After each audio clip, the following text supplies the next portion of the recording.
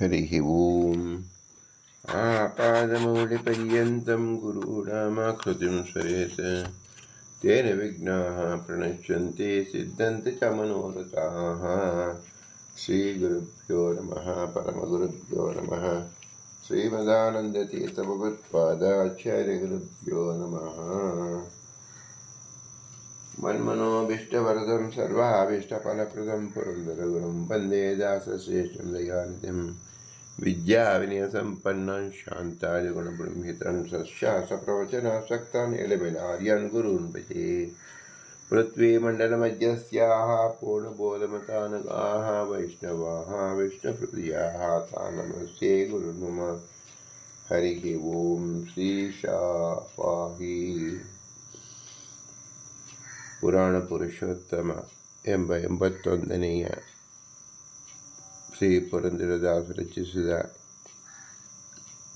ಗದ್ಯಕ್ಕೆ ಅನುಸಾರವಾಗಿ ಮಾರ್ಕಂಡೇಯ ಪುರಾಣದ ವಚನವನ್ನು ಈಗ ಆಲಿಸೋಣ. ಯಾವ ಗೃಹಸ್ಥಾಶ್ರಮಿಗಳಿಗೆ ನಿತ್ಯ ನೈಮಿತ್ತಿಕ ಮತ್ತು ನಿತ್ಯ ನೈಮಿತ್ತಿಕ ಎಂಬ 3 ವಿಧ ಕರ್ಮಗಳು ವಿಹಿತವಾಗಿದೆ ಎಂದು ಶ್ರೀ ಮಾರ್ಕಂಡೇಯ ಋಷಿಗಳ ಪುರಾಣದಲ್ಲಿ ಇದೆ. ನಿತ್ಯಂ ನೈಮಿತ್ತಿಕಂ ಚೈವ ನಿತ್ಯ ನೈಮಿತ್ತಿಕಂ ತಥಾ ಗೃಹಸ್ಥಂ ತ್ರಿಧಾ ಕರ್ಮಂ ತನ್ನಿಶಾಮಯ ಪುತ್ರಕ ಎಂಬತಕ್ಕಂಥದ್ದು ತಿಳಿಸಲ್ಪಟ್ಟಿದೆ. ಇದು 7ನೇ ಅಧ್ಯಾಯದಲ್ಲಿ ಇರ್ತಕ್ಕಂಥ ನಿತ್ಯ ನೈಮಿತ್ತಿಕ ನಿರೂಪಣ, ಶ್ರಾದ್ದ ನಿರೂಪಣ ಎಂಬತಕ್ಕಂಥ ಭಾಗದಲ್ಲಿ ನಿರೂಪಿತವಾಗಿದೆ. ಹೀಗೆ ಹೇಳೋದ್ರಿಂದ ಬ್ರಹ್ಮ, ದೇವ, ಪಿತೃ, ಭೂತ, ಮನುಷ್ಯರನ್ನು ತೃಪ್ತಿಪಡಿಸುವಂಥ ಪಂಚಯಜ್ಞಗಳೇನಿದೆ ಅದು ನಿತ್ಯ ಕರ್ಮ ಅಂತ ಎನಿಸಿದೆ. ಬ್ರಹ್ಮದೇವರಿಗೆ ಅಂದರೆ ವೇದ ಪಠನ, ವೇದ ಅನುಸಂಧಾನ, ದೇವತಾ ಕ್ರಿಯೆಗಳು, ಪಿತೃ ಅಂದರೆ ಪಿತೃಕ್ರಿಯೆಗಳು, ಭೂತ ಕ್ರಿಯೆಗಳು, ಮನುಷ್ಯ ಕ್ರಿಯೆಗಳು. ಇದು 5 ನಿತ್ಯ ಕರ್ಮದಲ್ಲಿ ಸೇರಿದೆ. ಇದು ಪ್ರತಿನಿತ್ಯವೂ ಪ್ರತಿಯೊಬ್ಬರೂ ಪರಿಪಾಲಿಸಲೇಬೇಕಾದ ಅತ್ಯವಶ್ಯಕವಾದ ಕರ್ಮ. ಯಾವುದೇ ವರ್ಣದಲ್ಲಿದ್ದರೂ ಈ ಪಂಚ ಯಜ್ಞಗಳು ಅತ್ಯವಶ್ಯಕವಾಗಿ ಅನುಸಂಧಾನ ಮಾಡಲೇಬೇಕು, ಅನುಷ್ಠೇಯ ಮಾಡಲೇಬೇಕು. ಆದ್ದರಿಂದ ಇದನ್ನು ನಿತ್ಯ ಕರ್ಮ ಎಂದು ಹೇಳಲ್ಪಟ್ಟಿದೆ. ಮುಂದೆ ಪುತ್ರ ಜನ್ಮ ಮುಂತಾದ ಪ್ರಸಂಗದಲ್ಲಿ ಮಾಡುವ ಜಾತಕರ್ಮಾದಿಗಳು, ಸಂಸ್ಕಾರಗಳು ಇದು ನೈಮಿತ್ತಿಕ ಕರ್ಮ ಎಂದು ತಿಳಿಯಬೇಕು. ಪರ್ವಶ್ರಾದ್ದ ಮುಂತಾದ ಶ್ರಾದ್ದ ವಿಧಾನವನ್ನು ಪಂಡಿತರು ನಿತ್ಯ ನೈಮಿತ್ತಿಕ ಕರ್ಮ ಎಂದು ಹೇಳುವರು.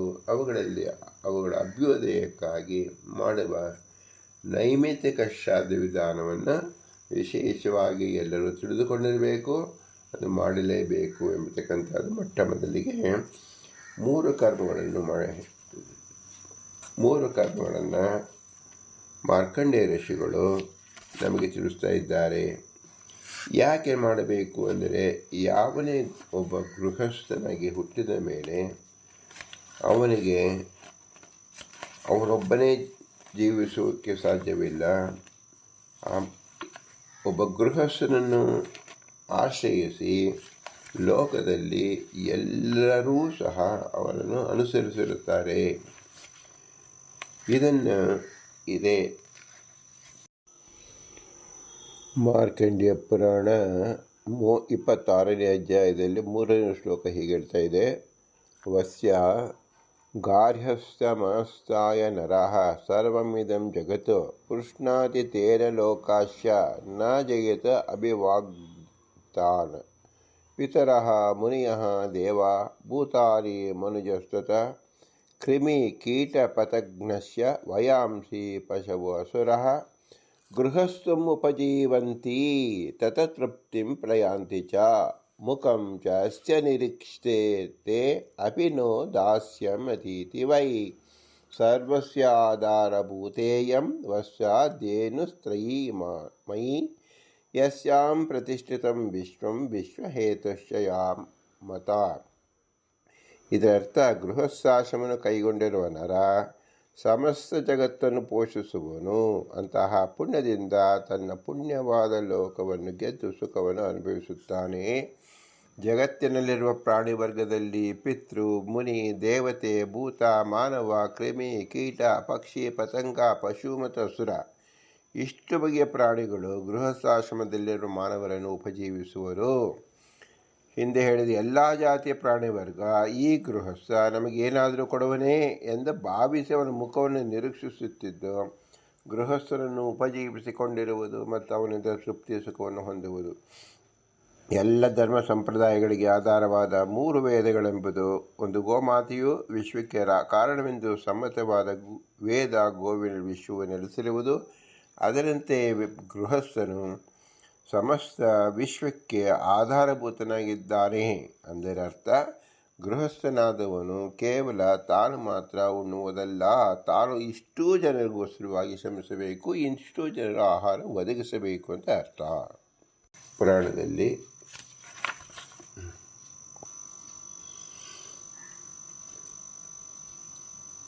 ಪ್ರಾತಃ ಕಾಲದಲ್ಲಿ ದೇವತಾ ಸ್ಮರಣೆಯನ್ನು ಮಾಡಿ ಹಾಸಿಗೆಯಿಂದ ಎದ್ದು ಅವಶ್ಯಕವಾದ ಕರ್ಮ ಮುಗಿಸಿಕೊಂಡು ಶೌಚ ಕರ್ಮವನ್ನು ಆಚರಿಸಿ ಶಾಂತಚಿತ್ತವಾಗಿ ಪವಿತ್ರರು ಜಿತೇಂದ್ರನಾಗಿ ಸಂಧ್ಯಾವಂದನೆ ಪೂರ್ವ ದಿಕ್ಕಿಗೆ ಅಭಿಮುಖವಾಗಿ ಕುಳಿತುಕೊಂಡು ಮಾಡಬೇಕು. ಸೂರ್ಯನು ಉದಯಿಸಕ್ಕೆ ಮುಂಚಿತವಾಗಿ ನಕ್ಷತ್ರಗಳು ಕಾಣಿಸುತ್ತಿರುವಾಗ ಪ್ರಾತಃ ಸಂಧ್ಯಾವಂದನೆಯನ್ನು ಮಾಡಬೇಕು. ಸೂರ್ಯನು ಅಸ್ತಮಯ ಹೊಂದುವುದಕ್ಕೆ ಮುಂಚಿತವಾಗಿ ಸೂರ್ಯಬಿಂಬ ಕಾಣುತ್ತಿರುವಾಗ ಸಾಯಂ ಸಂಧ್ಯಾವಂದನೆಯನ್ನು ಯಥಾವಧಿಯು ಮಾಡಬೇಕು. ಆಪತ್ಕಾಲದ ಹೊರತು ಯಾವಾಗಲೂ ಸಂಧ್ಯಾವಂದನೆಯನ್ನು ಬಿಡಬಾರದು.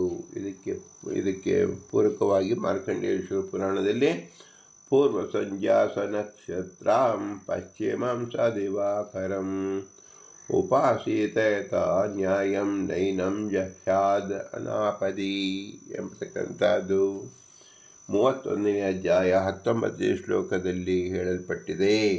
ಇದೇ ಸದಾಚಾರ ಸ್ಮೃತಿಯಲ್ಲಿ ಉಲ್ಲೇಖವಾಗಿರತಕ್ಕಂಥ ಮಂತ್ರವಾಗಿದೆ. ಯಾರ ಶ್ರೇಯಾರ್ಥಿವಾದ ಗೃಹಸ್ಥ ಕೆಟ್ಟ ವಿಷಯಗಳಲ್ಲಿ ಸಂಭಾಷಣೆಯಾಗಲಿ,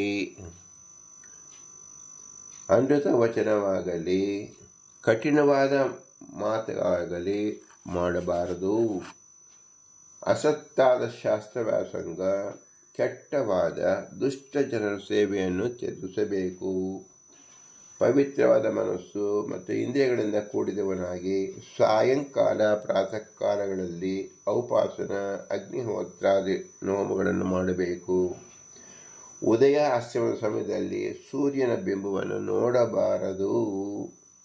ನೋಡಿದ್ದು ವಿಶೇಷವಾಕಾರವಾಗಿ ಹೇಳಿದ್ದಾರೆ.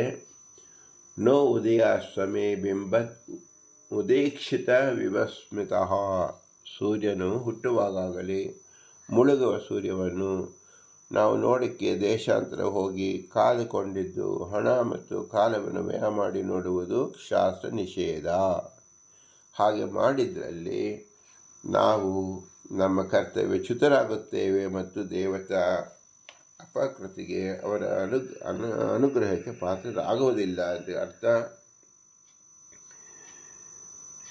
ಆದ್ದರಿಂದ ಆ ಸಮಯದಲ್ಲಿ ಸೂರ್ಯನ ಬಿಂಬವನ್ನು ನೋಡಬಾರದು.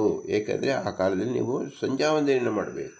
ಅದನ್ನು ಬಿಟ್ಟು ನಾವು ಬೇರೆ ಅನ್ಯತಾ ಕರ್ಮ ಮಾಡುವುದು ಸಹ ಅದು ಅನಿಷ್ಟವೆನಿಸುತ್ತದೆ, ಪಾಪವೇ ಬರುತ್ತದೆ. ಕೇಶ ಸಂಸ್ಕಾರ, ಕರಡಿಯನ್ನು ನೋಡುವುದು ಮತ್ತು ದಂತಧಾವನ ಇವುಗಳನ್ನು ಪೂರ್ವಾಹ್ನದಲ್ಲೇ ಮಾಡಬೇಕು. ಪೂರ್ವಾಹ್ನ ಅಂದರೆ ಏನು? ಬೆಳಗಿನ ಹೊತ್ತು ಸೂರ್ಯೋದಯ ನಂತರದಲ್ಲಿ 1 ಗಂಟೆ ಅಥವಾ 2 ಗಂಟೆ ಒಳಗಡೆ 5 ಗಳಿಗೆ ಒಳಗೆ ಇರ್ತಕ್ಕಂಥದ್ದು ಪೂರ್ವಾಹ್ನ ಅಂತ ಹೆಸರು. ಅಷ್ಟಲ್ಲೇ ಮಾಡಿಕೊಳ್ಳಬೇಕು ಎಂದರ್ಥ. ದೇವತೆಗಳ ತೃಪ್ತಿಗೋಸ್ಕರ ಮಾಡುವ ಕಾರ್ಯವನ್ನು ಪೂರ್ವಾಹ್ನದಲ್ಲೇ ಮಾಡಬೇಕು. ಏಕೆಂದರೆ ದೇವತಾ ಪೂಜೆಯಾಗಲಿ ದೇವತಾ ಸ್ತುತಿ ಎಲ್ಲವೂ ಸಹ ಪೂರ್ವಾಹ್ನದಲ್ಲೇ ಮಾಡಬೇಕು. ಮಧ್ಯಾಹ್ನ, ಸಾಯಂಕಾಲ, ಅಪರಾಹ್ನ ಇದೆಲ್ಲವೂ ಸಹ ದೇವತೆಗಳಿಗೆ ಅಷ್ಟು ವಿಶೇಷವಾದದ್ದಲ್ಲ. ನಾವು ಯಾವ ಕಾಲದಲ್ಲಿ ಯಾವುದು ಮಾಡಬೇಕೋ ಆ ಕಾಲದಲ್ಲಿ ಮಾಡದೇ ಹೋದರೆ ನಮಗೆ ಆ ದೇವತೆಗಳ ಅನುಗ್ರಹ ಮಾಡುವುದಿಲ್ಲ. ಉದಾಹರಣೆಗೆ ನಾವು ಸ್ಕೂಲ್ನಲ್ಲಿ ಯಾವುದೋ ಒಂದು ಪೀರಿಯಡಲ್ಲಿ ಒಂದು ವ್ಯಾಕರಣವನ್ನು, ಇಂಗ್ಲೀಷನ್ನು, ಮ್ಯಾಥಮೆಟಿಕ್ಸನ್ನು ಆ ಪೀರಿಯಡ್ ಚೆಕ್ಕರ್ ಮಾಡಿದಾಗ ನಮಗೆ ಹೇಗೆ ಅದು ವಿದ್ಯಾ ಬರುವುದಿಲ್ಲವೋ ಹಾಗೆ ಬೆಳಗಿನ ಪೀರಿಯಡ್ ಅಂದರೆ ದೇವತಾ ಕಾರ್ಯ ಮಾಡ್ತಕ್ಕಂಥದ್ದು. ಆ ಪೀರಿಯಡ್ ನಾವು ಚೆಕ್ಕರ್ ಹೊಡೆದಾಗ ನಮ್ಗೆ ಅಲ್ಲಿ ಬರ್ತಕ್ಕಂಥ ವಿದ್ಯೆ ಬರುವುದಿಲ್ಲ ಅಂತ ಅರ್ಥ. ಮೂತ್ರ ವಿಸರ್ಜನೆ ಮಾಡುವಾಗ ಗ್ರಾಮ, ಮನೆ, ತೀರ್ಥಗಳು, ಕ್ಷೇತ್ರಗಳು, ವ್ಯವಸಾಯಕ್ಕೋಸ್ಕರವಾಗಿ ಉಳುತ್ತಿರುವ ಭೂಮಿ ಮತ್ತು ಗೋಶಾಲೆ ಈ ಸ್ಥಳಗಳಲ್ಲಿ ಮೂತ್ರ ವಿಸರ್ಜನೆ ಮಾಡಬಾರದು. ವಸ್ತ್ರರಹಿತಳ ಸ್ತ್ರೀಯನ್ನು, ಪರನಾರಿಯನ್ನು ನೋಡಲೇಬಾರದು. ತನ್ನ ಮಲವನ್ನು ತಾನು ಕೂಡ ನೋಡಬಾರದು. ಮತ್ತು ರಸಜ್ವಲೆಯಾದ ನಾರಿಯ ದರ್ಶನ, ಸ್ಪರ್ಶನ ಮತ್ತು ಸಂಭಾಷಣೆಗಳನ್ನು ಮಾಡಲೇಬಾರದು. ನೀರಿನಲ್ಲಿ ಮಲಮೂತ್ರಗಳನ್ನು ವಿಸರ್ಜನೆ ಮಾಡಬಾರದು. ನೀರಿನಲ್ಲಿ ಉಗುಳಬಾರದು. ಮಲಮೂತ್ರ, ಕೂದಲು, ಬೂದಿ, ಕಪಾಲ ಮುಂತಾದವುಗಳ ಅಶುಚಿಯಾದ ಸ್ಥಳವನ್ನು ಆ ಜಾಗದಲ್ಲೇ ಇರಬಾರದು. ಹೊಟ್ಟಿನ ಬೆಂಕಿ, ಎಲುಬು, ಮೂಳೆ, ಚೂರ್ಣ, ಧೂಳಿ, ವಸ್ತ್ರ ಮತ್ತು ಎಂಜಿಲೆಲೆ ಇದು ಯಾವ ನೆಲದಲ್ಲಿ ಬಿದ್ದಿರುತ್ತೋ ಅಂಥ ನೆಲವನ್ನೇ ನಾವು ದಾಟಬಾರದು. ದಾಟಿದರೆ ಮತ್ತೆ ಸ್ನಾನ ಮಾಡಬೇಕಾಗುತ್ತದೆ ಎಂದರ್ಥ. ಗೃಹಸ್ಥಾಶ್ರಮಿ ಮಾನವನು ತನ್ನ ಶಕ್ತಿ ಸಂಪತ್ತನ್ನು ಅನುಸರಿಸಿ ಪಿತೃ, ದೇವತೆ, ಮನುಷ್ಯರ ಮತ್ತು ಭೂತಗಳ ಅರ್ಚನೆಯನ್ನು ಮಾಡಿ ಅವುಗಳ ತೃಪ್ತಿಪಡಿಸಿ ಅನಂತರ ಭೋಜನ ಮಾಡಬೇಕು. ಭೋಜನ ಸಮಯದಲ್ಲಿ ಮಾನವ ಪೂರ್ವ ಅಥವಾ ಪಶ್ಚಿಮ ದಿಕ್ಕಿಗೆ ಅಭಿಮುಖವಾಗಿ ಕುಳಿತುಕೊಳ್ಳಬೇಕು. ನೋಡಿ, ಕುಳಿತುಕೊಂಡೇ ಮಾಡಬೇಕು ಎಂಬುದು ಒಂದು. ಪೂರ್ವ ದಿಕ್ಕಿನಲ್ಲಿ ಬೆಳಗಿನ ಹೊತ್ತಿನಲ್ಲಿ ಅಥವಾ ಮಧ್ಯಾಹ್ನದಲ್ಲಿ ಆದರೆ ಪಶ್ಚಿಮ ಹೊತ್ತಿನಲ್ಲಿ ಕುಳಿತು ನಾವು ಊಟ ಮಾಡಬೇಕು ಎಂಬುದು ಶಾಸ್ತ್ರ ಪ್ರಮೇಯ. ಉತ್ತರದಲ್ಲಿ ಮತ್ತು ದಕ್ಷಿಣ ದಿಕ್ಕಿನಲ್ಲಿ ಊಟ ಮಾಡಬಾರದು. ಯಾವ ಕಾಲದಲ್ಲೂ ಯಾವ ದೇಶದಲ್ಲೂ ಇದು ನಾವು ತಿಳಿಯಬೇಕು. ಆಚಮನವನ್ನು ಆಚಮನ ಮಾಡಬೇಕಾದರೂ ಪೂರ್ವದಲ್ಲಿ ಕೊಡತೆ ಮಾಡಬೇಕು. ಪವಿತ್ರನು, ವಾಗ್ಮಯ ಉಳ್ಳವನು ಮಂಡಿಯೊಳಗೆ ಕೈಗಳನ್ನು ಇಟ್ಟು ಊಟ ಮಾಡಬೇಕು. ಕುಳಿತೇ ಊಟ ಮಾಡಬೇಕು. ನಿಂತು ಮಾಡುವುದು ಆಸನದಲ್ಲಿ ಅಂದರೆ ಉತ್ತಮ ಮೇಲಿನ ಆಸನದಲ್ಲಿ ಚೇರಲ್ಲಿ ಕುಳಿತು ಊಟ ಮಾಡುವುದು ಶಾಸ್ತ್ರದಲ್ಲಿ ನಿಷೇಧವಾಗಿದೆ. ಮತ್ತು ತನ್ನ ಮಂಡಿಯೊಳಗೆ 2 ಕೈಗಳನ್ನು ಹಾಕ್ಕೊಂಡಿರಬೇಕು. ಒಂದು ಕೈ ಹಾಕಿರಬೇಕು, ಇನ್ನೊಂದು ಕೈ ಆ ಮಂಡಿ ಒಳಗಡೆ ಇರಬೇಕು. ಅಂದರೆ ಆ ಮಂಡಿಯನ್ನು ದಾಟಿ ಕೈಗಳು ಹೋಗಬಾರದು. ಇದು ಊಟ ಮಾಡತಕ್ಕಂಥ ನಿಯಮ. ಇದು ಮಾರ್ಕಂಡೇಯ ಋಷಿಗಳು ನಮಗೆ ತಿಳಿಸಿಕೊಟ್ಟಿದ್ದಾರೆ. ಜ್ಞಾನಿಯಾದವನು ಕ್ರಿಮಿಕೀಟ ಮುಂತಾದ ಒಂದು ಉಪಘಾತದ ಹೊರತು ಇನ್ನಾವ ವಿಧದಿಂದಲೂ ಅನ್ನದಲ್ಲಿ ದೋಷವನ್ನು ಹೇಳಬಾರದು. ಅನ್ನಂ ನನ್ನಿಂದೇತ ಎಂಬತಕ್ಕಂಥದ್ದಾಗಿ ಉಪನಿಷತ್ ವಾಕ್ಯವನ್ನು ಇಲ್ಲಿ ಪುರಾಣದಲ್ಲಿ ತಿಳಿಸಿದ್ದಾರೆ. ಪ್ರತ್ಯಕ್ಷವಾಗಿ ಲವಣವನ್ನು ಉಪಯೋಗಿಸಬಾರದು ಮತ್ತು ಬಹಳ ಬಿಸಿಯಾದ ಅನ್ನವನ್ನು ಭುಂಜಿಸಬಾರದು. ಮಲಮೂತ್ರಗಳನ್ನು ವಿಸರ್ಜಿಸುವನು ನಡೆಯುತ್ತಾ ಅಥವಾ ನಿಂತುಕೊಂಡು ವಿಸರ್ಜನೆ ಮಾಡಬಾರದು. ನೋಡಿ, ನಾವು ಯಾವುದೋ ಪ್ರಯಾಣದಲ್ಲಿದ್ದಾಗ ಅಲ್ಲಿ ಹಾಗೇ ಮಲಮೂತ್ರ ವಿಸರ್ಜನೆ ಮಾಡುವುದಾಗಲಿ ನಿಂತುಕೊಂಡು ಮಾಡುವುದಾಗಲಿ ಅತ್ಯಂತ ನಿಷೇಧವಾಗಿದೆ. ಆಚಮನ ನೀರನ್ನು ಕುಡಿಯುವುದು ಹಾಗೂ ಭಕ್ಷಣವನ್ನು ಯಾವ ನಡೆಯುವಾಗಲೂ ನಿಂತುಕೊಂಡಿರುವಾಗಲೂ ಮಾಡಬಾರದು. ಆಚಮನ ನಿಂತುಕೊಂಡು ಕುಡಿಯಬಾರದು. ಭಕ್ಷಣವನ್ನು ಯಾವ ತಿನ್ನುವಾಗಲೂ ಸಹ ನಾವು ನಿಂತುಕೊಂಡಿರಬಾರದು. ಸ್ಪಷ್ಟವಾಗಿ ಹೇಳಿದ್ದಾರೆ. ಉಚ್ಚಿಷ್ಟನಾಗಿರುವಾಗ ಒಂದು ಮಾತನ್ನು ಆಡಬಾರದು. ವೇದಾಧ್ಯಯನು ಉಚ್ಚಿಷ್ಟನಾಗಿರುವ ಸಮಯದಲ್ಲಿ ಮಾಡಬಾರದು. ಅಂದರೆ ನಿಮಗೆ ಮೈಲಿಗೆ ಯಾವಾಗ ಬಂದಿರುತ್ತದೋ, ಜಾತ, ಸ್ಮೃತ, ಜಾತ ಮತ್ತು ಹುಟ್ಟಿದ ಮೈಲಿಗೆ ಬಂದಾಗ ಬೇರೆಯವರು ಕೂಡ ಮಾತನಾಡಬಾರದು ಎಂದರ್ಥ.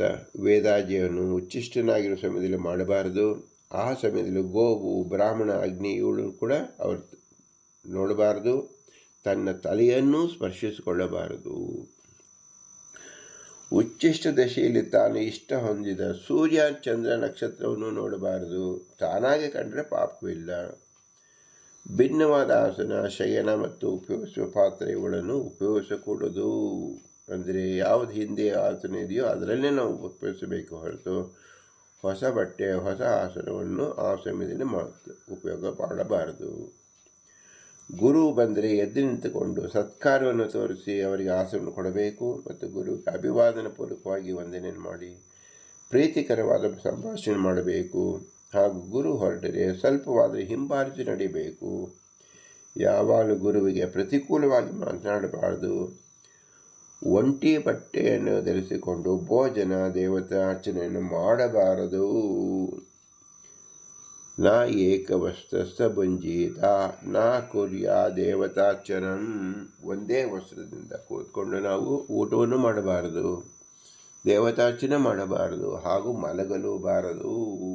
ಅರ್ಥ, ಆಚಾರ ಜ್ಞಾನವಂತನ ಗೃಹಸ್ಥ ದ್ವಿಜರನ್ನು ನಿಂದಿಸಬಾರದು, ಅಗ್ನಿಕೊಂಡೆಲ್ಲ ಮಲಮೂತ್ರವನ್ನು ವಿಸರ್ಜಿಸಬಾರದು, ವಸ್ತ್ರವನ್ನು ಧರಿಸಿ ನಗ್ನವಾಗಿ ಯಾವಾಗಲೂ ಊಟ ಮಾಡಬಾರದು ಮತ್ತು ನಗ್ನನಾಗಿ ಶಯನ ಮಾಡಬಾರದು, ನಗ್ನನಾಗಿ ಸ್ನಾನ ಮಾಡಬಾರದು.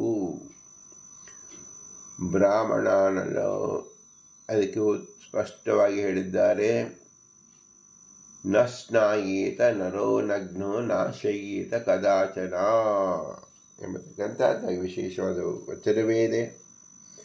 ಅಭ್ಯಂಜನ ಮಾಡುವಾಗ ಆಗಲಿ ಯಾವಾಗಲೇ ಆಗಲಿ ಮತ್ತು ಎರಡೂ ಕೈಗಳಲ್ಲಿ ಯಾವಾಗಲೂ ಶಿರಸ್ಸನ್ನು ನವೇ ಹೋಗಲಾಡಿಸಿಕೊಳ್ಳಿ ಉಜ್ಜಿಕೊಳ್ಳಬಾರದು. ಮಾನವರು ಕಾರಣವಿಲ್ಲದೆ ಮತ್ತೆ ಮತ್ತೆ ಶಿರಸ್ನಾನ ಮಾಡಬಾರದು. ಶಿರಸ್ನಾನಕ್ಕೆ ನಿಮಿತ್ತ ಇದ್ದರೆ ಮಾಡಬೇಕು. ಅಭ್ಯಂಜನ ಸ್ನಾನ ಮಾಡುವಾಗ ಎಣ್ಣೆಯನ್ನು ಹಚ್ಚಿಕೊಂಡಿರುವ ಸಮಯದಲ್ಲಿ ಒಂದು ಅವಯವವನ್ನು ಮುಟ್ಟಿಕೊಳ್ಳಬಾರದು. ಅಧ್ಯಯನಕ್ಕೆ ನಿಷೇಧವಾಗಿರುವ ತಿಥಿಗಳಲ್ಲಿ ವೇದಾಧ್ಯಯನ ಮಾಡಬಾರದು. ಯಾವಾಗಲೂ ಬ್ರಾಹ್ಮಣ, ಅಗ್ನಿ, ಗೋವು, ಸೂರ್ಯ ಇವರಿಗೆ ಅಭಿಮುಖವಾಗಿ ಮಲಮೂತ್ರ ವಿಸರ್ಜನೆ ಮಾಡಬಾರದು.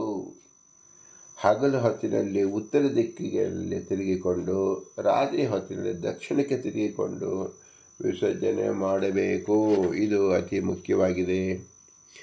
ಮಲಮೂತ್ರ ವಿಸರ್ಜನೆ ಪೀಡೆಯಾದಾಗ ಹಿಂದೆ ಹೇಳಿದ ದಿಕ್ಕುಗಳ ನಿಯಮವನ್ನು ಪಾಲಿಸಲಾದ ಸಂದರ್ಭದಲ್ಲಿ ಇಷ್ಟಾನುಸಾರ ವಿಸರ್ಜನೆ ಮಾಡಬಹುದು.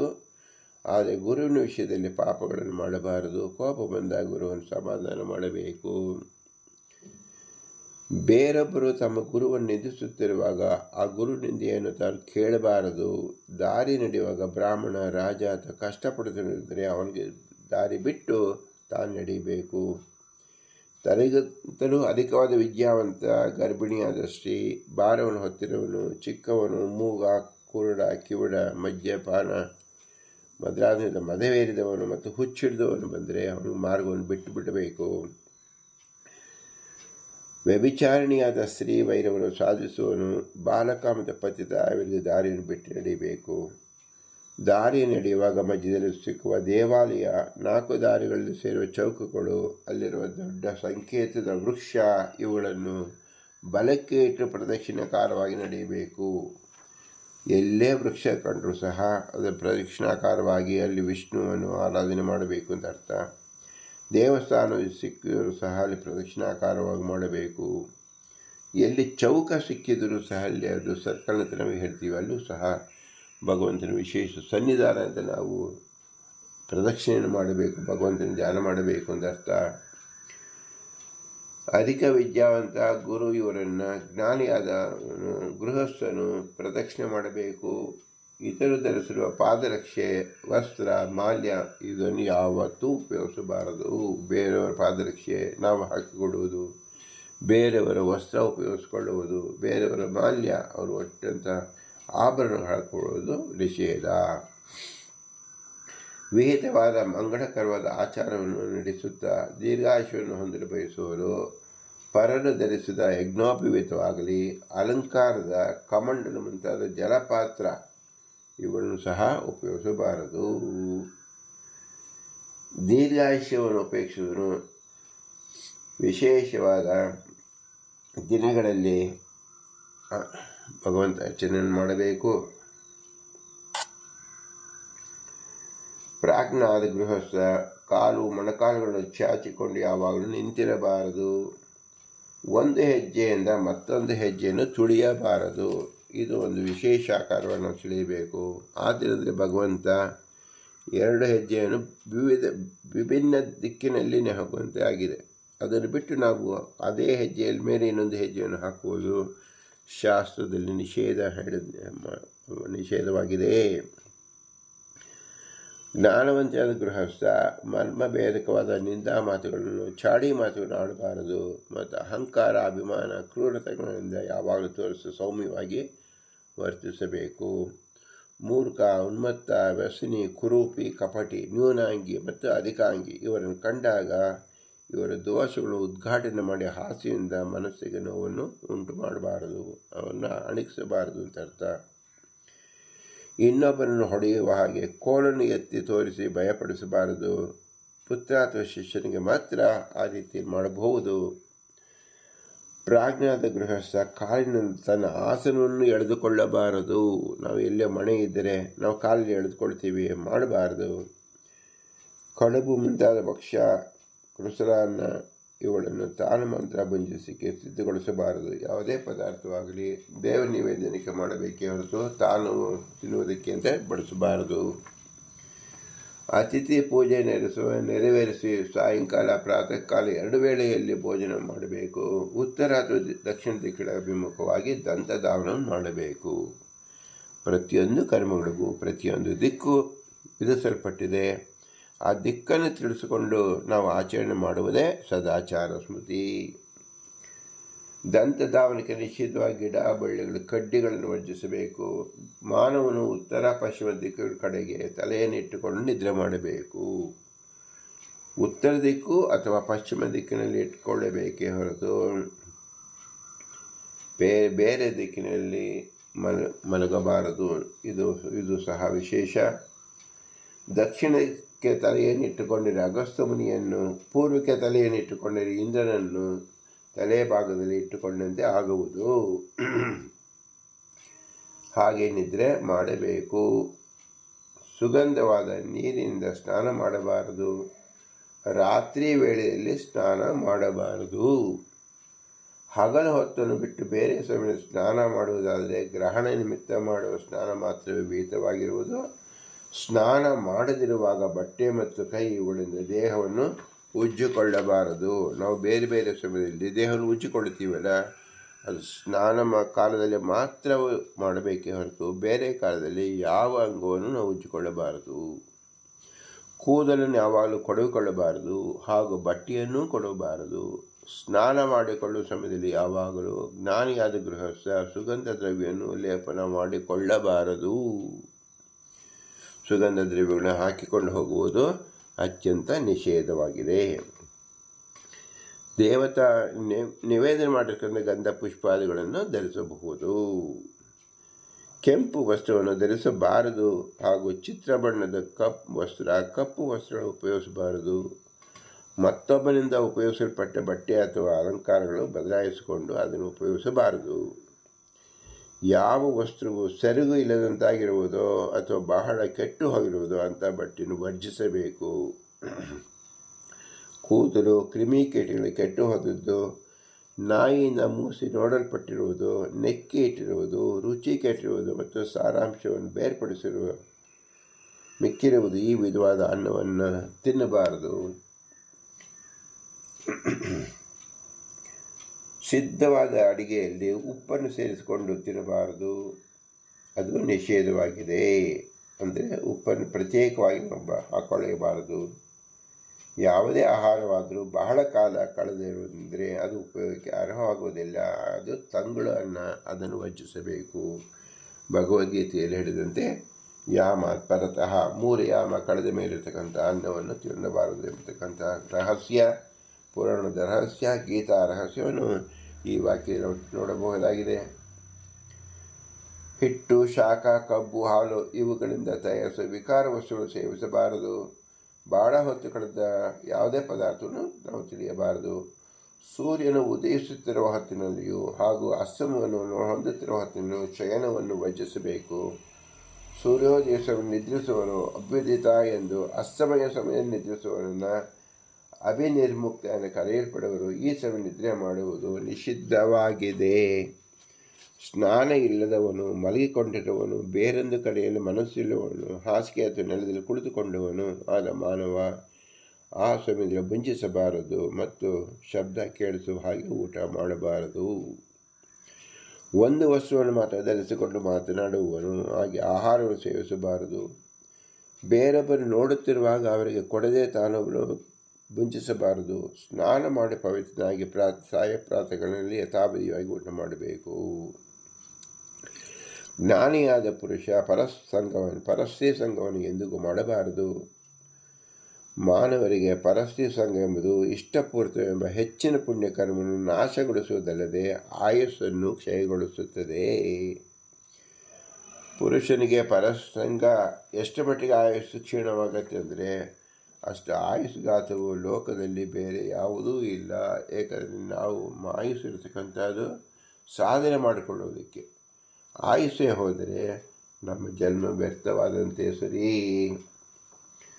ಪೂರ್ವ ದಿಕ್ಕಿನಲ್ಲಾಗಲಿ ಉತ್ತರ ದಿಕ್ಕಿನಾಗಲಿ ಅಭಿಮುಖವಾಗಿ ಕುಳಿತುಕೊಂಡು ನೊರೆ ಇಲ್ಲದ, ವಾಸನೆ ಇಲ್ಲದ, ನಿರ್ಮಲವಾದ ಪವಿತ್ರವಾದ ನೀರಿನಿಂದ ಆದರಪೂರ್ವಕವಾಗಿ ಆಚರಣೆ ಮಾಡಬೇಕು. ಶೌಚಾನುಷ್ಠಾನಕ್ಕೆ ಮೃತ್ತಿಕೆಯನ್ನು ಉಪಯೋಗಿಸಬೇಕು. ಅವಳು ನೀರಿನಲ್ಲಿ ಒಳಗಿರುವುದು, ಮನೆಯ ಒಳಗಿರುವುದು, ಹುತ್ತದಲ್ಲಿರುವುದು, ಇಲಿಯ ಬಿಲದಲ್ಲಿರುವುದು ಇಂತಹದ್ದು ಶೌಚಕ್ಕೆ ಉಪಯೋಗಿಸಬಾರದು. ಯಾವುದೇ ಪುರುಷ ಶಾಂತಚಿತ್ತನಾಗಿ ಕೈಕಾಲುಗಳನ್ನು ಚೆನ್ನಾಗಿ ತೊಳೆದುಕೊಂಡು ಮತ್ತೆ ಪ್ರೋಕ್ಷಿಸಿಕೊಂಡು ಮುಂಡಿಗಳ ಭಾಗದಲ್ಲಿ ಕೈಗಳನ್ನು ಇಟ್ಟುಕೊಂಡು ಆಚರಣೆ ಮಾಡಬೇಕು. ಅಂಗವಾಗಿ 3 ಸಲ ಅಥವಾ 4 ಸಲ ನೀರನ್ನು ಸೇವಿಸಬಾರದು.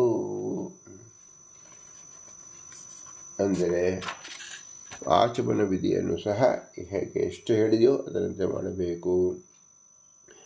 ಆಚಮನ ಮಾಡಿ 2 ಸಲ ಮುಖವನ್ನು ಒರೆಸಿಕೊಂಡು ಕಣ್ಣು, ಕಿವಿ, ಮೂಗಿಯನ್ನು ಸ್ಪರ್ಶ ಮಾಡಿ ತಲೆಯನ್ನು ಸ್ಪರ್ಶಿಸಬೇಕು. ಯಥಾವಿಧಿಯಾಗಿ ಆಚಮನ ಮಾಡಿದ ಪುರುಷ ಮಾತ್ರ ಶುಚಿಯಾಗುತ್ತಾನೆ. ಅವನು ವಿಹಿತ ಕರ್ಮಾನುಷ್ಠಾನಕ್ಕೆ ಅರ್ಹನಾಗುತ್ತಾನೆ. ಆಚಮನ ಇಲ್ಲದೆ ಯಾವ ಶುಭ ಕರ್ಮವೂ ಅವನ ಅಧಿಕಾರಿಯಾಗುವುದಿಲ್ಲ. ಗೃಹಸ್ಥಾಶ್ರಮಿಯಾದ ಮಾನವ ಯಾವಾಗಲೂ ಏಕಾಗ್ರತೆಯಿಂದ ಕೂಡಿ ಸಮಾಧಾನದಿಂದ ಮನಸ್ಸುಳ್ಳವನಾಗಿ ದೇವತಾ ಪಿತೃಷಿಗಳನ್ನು ತೃಪ್ತಿಪಡಿಸುವ ವಿಹಿತ ಕರ್ಮಗಳನ್ನು ಯತ್ನಪೂರ್ವಕವಾಗಿ ಆಚರಿಸಬೇಕು. ವಿದ್ವಾಂಸನಾದ ಪುರುಷ ಸೀನು ಬಂದ ಸಮಯದಲ್ಲಿ, ಉಗುಳನ್ನು ಹೊರಗಡೆ ಉಗುಳಿದ ಸಮಯದಲ್ಲಿ ಮತ್ತು ಬಟ್ಟೆಯನ್ನು ಧರಿಸಿಕೊಂಡ ಕೂಡಲೇ ಆಚಮನವನ್ನು ಮಾಡಬೇಕು. ಸೀನುವುದು, ಕಡಿಯುವುದು, ವಮನ ಮಾಡುವುದು ಮತ್ತು ಎಂಜಲನ್ನು ಉಗುಳುವುದು ಈ ಪ್ರಸಂಗದಲ್ಲಿ ಶುದ್ಧಿಗೋಸ್ಕರ ಆಚಮನ, ಗೋವಿನ ಬೆನ್ನಿನ ಸ್ಪರ್ಶ ಅಥವಾ ಸೂರ್ಯ ದರ್ಶನ ಮಾಡಬೇಕು ಮತ್ತು ಬಲಭಾಗದ ಕಿವಿಯ ಸ್ಪರ್ಶವನ್ನು ಮಾಡಿಕೊಳ್ಳಬೇಕು.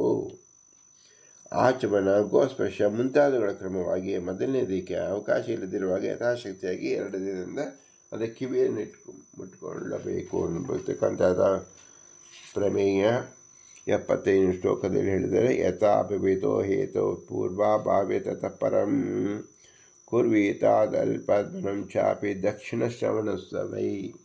ನಮ್ಮ ಬಲ ಕಿವಿಯನ್ನು ಮುಟ್ಟಿಕೊಳ್ಳಬೇಕು. ಅದೇ ಶುದ್ಧಿಗೆ ಗೋಚರವಾಗುತ್ತದೆ ಅಂತ ಅರ್ಥ.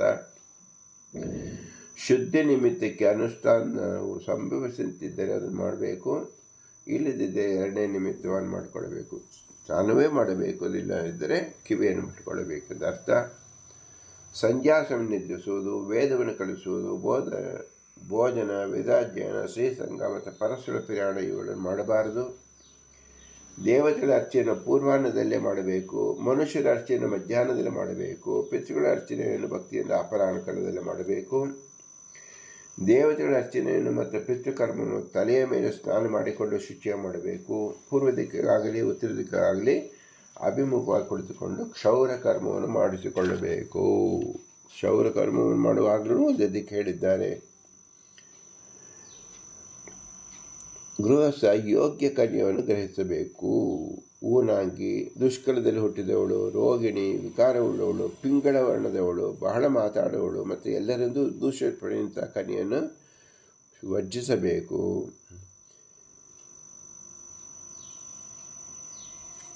ಹೀಗೆ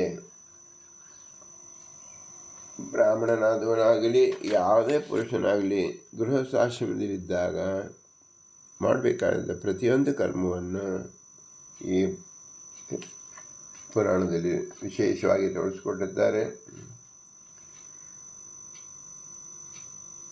ಯಾವಾಗಲೂ ಯಾವ ವಸ್ತ್ರ ಹಾಕಿಕೊಳ್ಳಬೇಕು, ಸೌಮ್ಯವಾಗಿರಬೇಕು, ನಿರಾಡಂಬರವಾಗಿರಬೇಕು ಮತ್ತು ವೇಷ ಭಾಷೆಗಳನ್ನು ಹೊಂದಿರಬೇಕು. ಬೆಳ್ಳಗಿರುವ ವಸ್ತ್ರವನ್ನು ಧರಿಸಿಕೊಳ್ಳಬೇಕು ಮತ್ತು ಬೆಳ್ಳಗಿರುವ ಪುಷ್ಪಮಾಲ್ಯಗಳನ್ನು ಉಪಯೋಗಿಸಿಕೊಂಡು ಅಲಂಕಾರ ಮಾಡಿಕೊಳ್ಳಬೇಕು ಎಂಬತಕ್ಕಂಥದ್ದು 93ನೇ ಶ್ಲೋಕದಲ್ಲಿ ಹೇಳಿದಲ್ಪಟ್ಟಿದ್ದಾರೆ. ಧವಲಾಭ್ಯಾಭ್ಯಾನ ಸಂವೇತ ಶ್ರಿತ ಪುಷ್ಪ ವಿಭೂಷಿತ. ಕೊಬ್ಬಿ ಹೋದವನು, ಉನ್ಮಾದ ಹಿಡಿದವನು, ಮೂಢ, ಸಾಧು, ಶೀಲವಿಲ್ಲದವನು ಮತ್ತು ಕಳ್ಳತನ ಮುಂತಾದ ಕೆಟ್ಟ ಹವ್ಯಾಸವುಳ್ಳವನು ಇವನ ಸಂಗಡ ಪ್ರಾಜ್ಞೆ ಯಾವಾಗಲೂ ಸ್ನೇಹ ಮಾಡಲೇಬಾರದು. ಮಿತಿ ಇಲ್ಲದಂತೆ ವ್ಯಯ ಮಾಡುವ ಶೀಲವುಳ್ಳ ಯಾರು ಅಂದರೆ ಎಕ್ಸೆಸಿವ್ ಆಗಿ ಅನ್ನೆಸರಿ ಖರ್ಚು ಮಾಡುತ್ತಾನಲ್ಲ ಅಂಥವನು. ಲೋಭಿ ಯಾರು, ವೈರಿ ಜನ ಯಾರು, ಯಾವಾಗಲೂ ಸುಳ್ಳು ಮಾತಾಡೋನು ಅಥವಾ ಕ್ರೂರ ಜನ ಇವರನ್ನು ಯಾವಾಗಲೂ ಸಹವಾಸವನ್ನು ಮಾಡಬಾರದು. ವೇಶ್ಯಾಸ್ತ್ರೀಯಾಗಲಿ, ವೇಶ್ಯ ಸಂಘವುಳ್ಳವನು ಅಥವಾ ಬಲುಹೀನ ಜನ ಇವರ ಸಂಗಡ ಕುಳಿತುಕೊಳ್ಳಬಾರದು. ಮತ್ತು ತನಗಿಂತಲೂ ಬಲಿಷ್ಠರು, ನ್ಯೂನರು ಮತ್ತು ನಿಂದಾಸ್ಪದರು ಇವರ ಸಹವಾಸವನ್ನು ದೂರ ಮಾಡಬೇಕು. ಎಲ್ಲ ವಿಷಯದಲ್ಲಿ ಯಾರು ಸಂದೇಹ ಪಡುತ್ತಾ ಮನಸ್ಸಿರ್ತಾರಲ್ಲ ಅವರನ್ನು ಬಿಟ್ಟುಬಿಡಬೇಕು. ಹಾಗೂ ದೈವ ಮಾತ್ರವನ್ನು ನಂಬಿ ಉದ್ಯಮವನ್ನು ಬಿಡುವ ಸೋಂಬೇರಿ, ಎಲ್ಲ ದೇವರು ಮಾಡಿಸಿಂದ ಆಗತ್ತೆ ಅಂತ ಹೇಳಿ ತಾನು ಏನೂ ಕೆಲಸವನ್ನು ಮಾಡದೇ ಇರತಕ್ಕಂಥ ಸೋಂಬೇರಿ ಯಾರಿರ್ತಾರೆ ಇವರು ಸಂಘವನ್ನು ಬೆಳೆಸಬಾರದು. ಸಾಧು ಜನ, ಸದಾಚಾರ ತತ್ಪರ, ಪ್ರಾಜ್ಞ, ಚಾಡಿ ಮುಂತಾದ ದೋಷರಹಿತ, ಶಕ್ತಿವಂತ ಮತ್ತು ಯಾವಾಗಲೂ ಕಾರ್ಯ ಮಾಡುವ ಉತ್ಸಾಹಪೂರ್ಣ ಇಂಥವರನ್ನು ಮೈತ್ರಿಯನ್ನು ಮಾಡಬೇಕು. ಉತ್ತಮನ ಮೈತ್ರಿಯು ತಮಗೆ ಶ್ರೇಯಸ್ಕರವಾಗುತ್ತದೆ. ಜ್ಞಾನಿಯಾದ ಗೃಹಸ್ಥ ಗುರುಕುಲದಲ್ಲಿ ವೇದವಿದ್ಯೆಯನ್ನು ಅಧ್ಯಯನ ಮಾಡಿ ಸಮಾವರ್ತನೆ ಮಾಡಿಕೊಂಡು ಸ್ನಾತಕ, ಸುಹೃತ, ಶ್ವಶುರ, ದೀಕ್ಷಿತ ಮತ್ತು ರಾಜನ್ನು ಸೇರಿಕೊಂಡು ಅವನಿಗೆ ಶ್ರೇಯಸ್ಕರವಾಗುವುದು. ಋತ್ವಿಜ, ಆಚಾರ್ಯ, ಶ್ವಶುರ, ಪಿತೃವ್ಯ, ಮಾತುಲ ಮತ್ತು ರಾಜ ಇವರು ಯಾವಾಗಲೂ ಪೂಜಾರರಾಗಿರ್ತಾರೆ.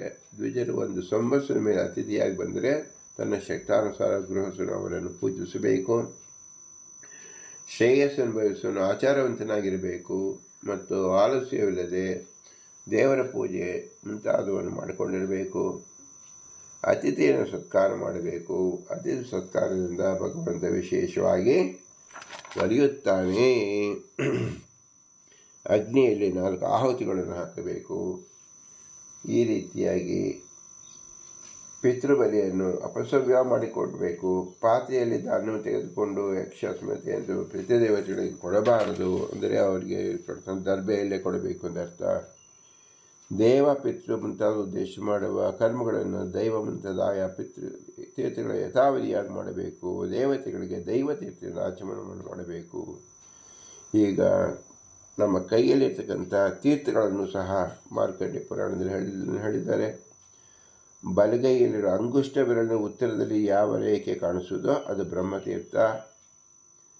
ಅಂಗುಷ್ಟ ತಜ್ಞನಿ 2 ಬೆರಳ ನಡುಭಾಗ ಪಿತೃತೀರ್ಥ.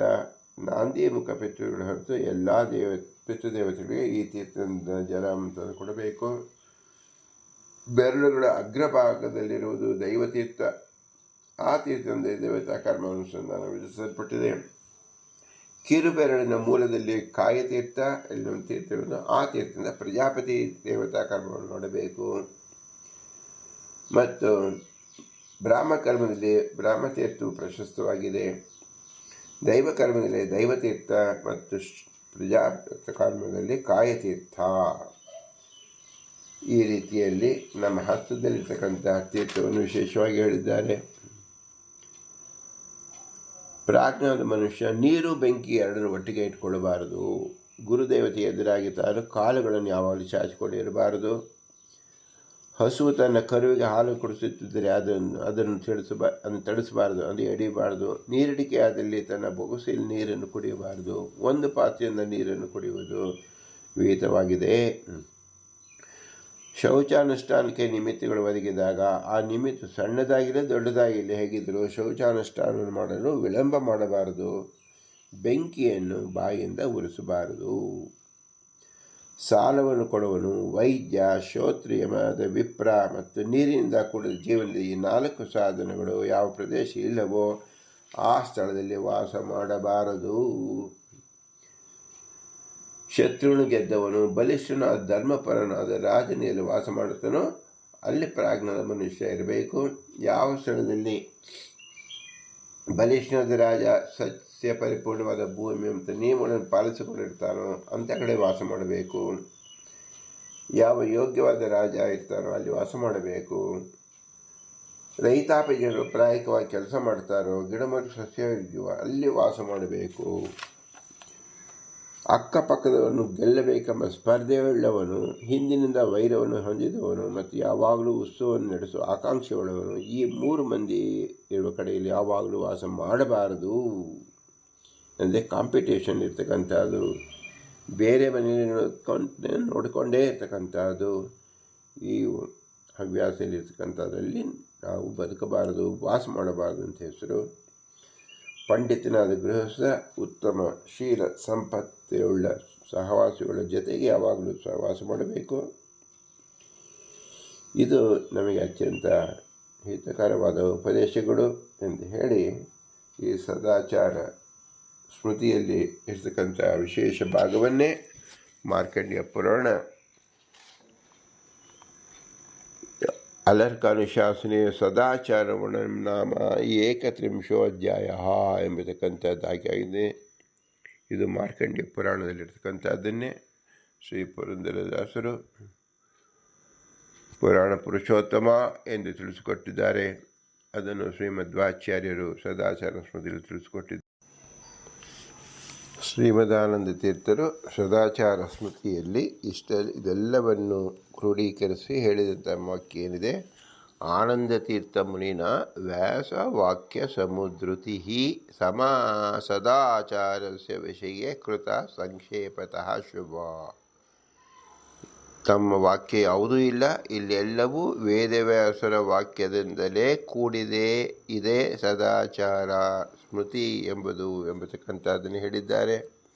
ಇದರಿಂದ ನಮಗೇನು ತಿಳಿಯುತ್ತೆ ಅಂದರೆ, ಸರ್ವಪುರಾಣದ ವಾಕ್ಯವನ್ನೇ ಶ್ರೀ ಮಧ್ವಾಚಾರ್ಯರು ಸದಾಚಾರ ಸ್ಮೃತಿ ಅಂತ ಹೇಳಿ ಗ್ರಂಥದ ಹೆಸರನ್ನು ಇಟ್ಟಿದ್ದಾರೆ ಹೊರತು ಅವರ ವಾಕ್ಯ ಒಂದೂ ಇಲ್ಲ ಎಂಬುದೇ ಮುಖ್ಯ ತಾತ್ಪರ್ಯವಾಗಿದೆ. ಇದೇ ಶ್ರುತಿ ಸ್ಮೃತಿ ಹರೇರಾಜ್ಞ ಆಗಮ ಎನಿಸಿದೆ. ಇದೇ ಪೌರುಷೀಯ ಆಗಮ.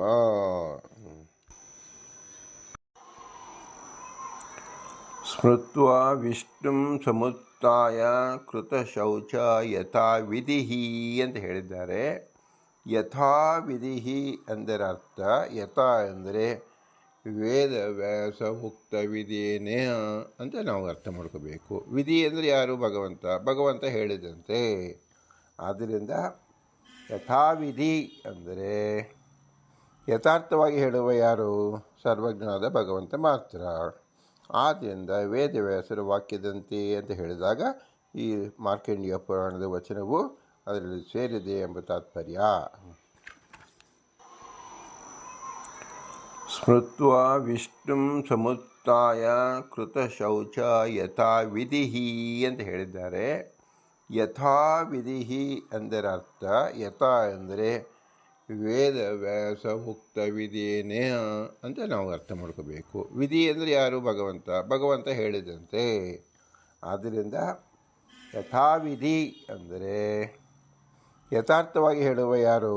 ಸರ್ವಜ್ಞನಾದ ಭಗವಂತ ಮಾತ್ರ. ಆದ್ದರಿಂದ ವೇದವ್ಯಾಸರ ವಾಕ್ಯದಂತೆ ಅಂತ ಹೇಳಿದಾಗ ಈ ಮಾರ್ಕಂಡೇಯ ಪುರಾಣದ ವಚನವು ಅದರಲ್ಲಿ ಸೇರಿದೆ ಎಂಬ ತಾತ್ಪರ್ಯ. ಆದ್ದರಿಂದ ಪುರಾಣದ ಅವಶ್ಯಕತೆ ನಮಗೆ ಬಹಳವಾಗಿದೆ.